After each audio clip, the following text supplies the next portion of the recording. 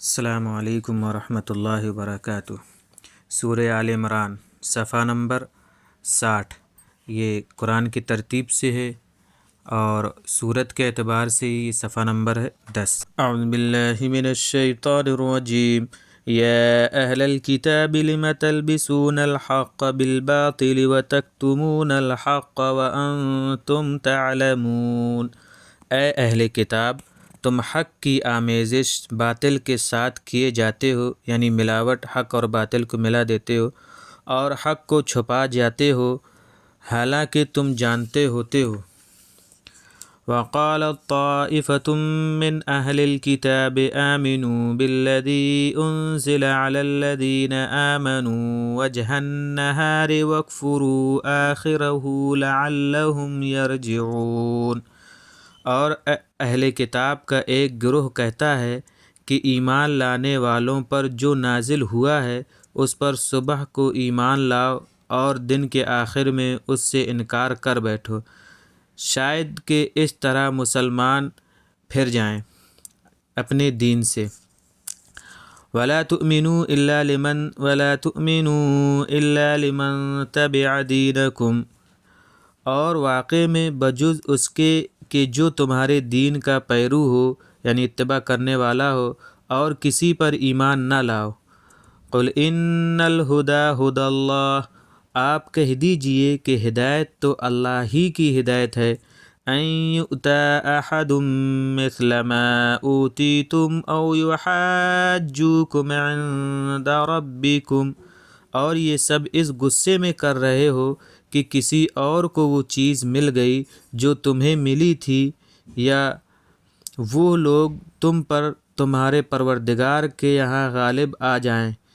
قُلْ إِنَّ الْفَضْلَ بِيَدِ اللَّهِ يُؤْتِيهِ مَن يَشَاءُ وَاللَّهُ وَاسِعٌ عَلِيمٌ، آپ کہہ دیجئے کہ فضل اللہ ہی کے ہاتھ میں ہے، وہ جسے جو چاہے عطا کرتا ہے، اور اللہ بڑا وسعت والا ہے، بڑا علم والا ہے۔ يَخْتَصُّ بِرَحْمَتِهِ مَن يَشَاءُ، وہ جسے چاہے اپنی رحمت کے ساتھ خاص کر لیتا ہے۔ واللہ ذو الفضل العظیم، اور اللہ بڑا ہی فضل والا ہے۔ ومن اہل الکتاب من ان تأمنه بقنطار یؤدیہ الیک، اور اہل کتاب میں سے کوئی ایسا بھی ہے کہ اگر تو اس کے پاس ایک ڈھیر کا ڈھیر امانت رکھا دے تو بھی وہ تجھے ادا کر دے۔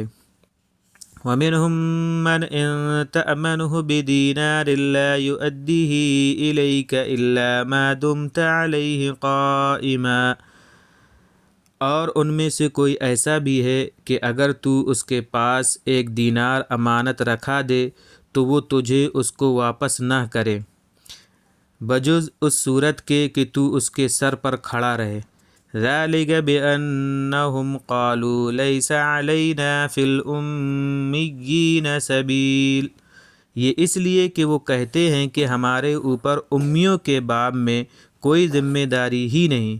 وَيَقُولُونَ عَلَى اللَّهِ الْكَذِبَ وَهُمْ يَعْلَمُونَ، یہ لوگ اللہ کے اوپر جھوٹ گڑھ رہے ہیں حالانکہ خوب جان رہے ہیں۔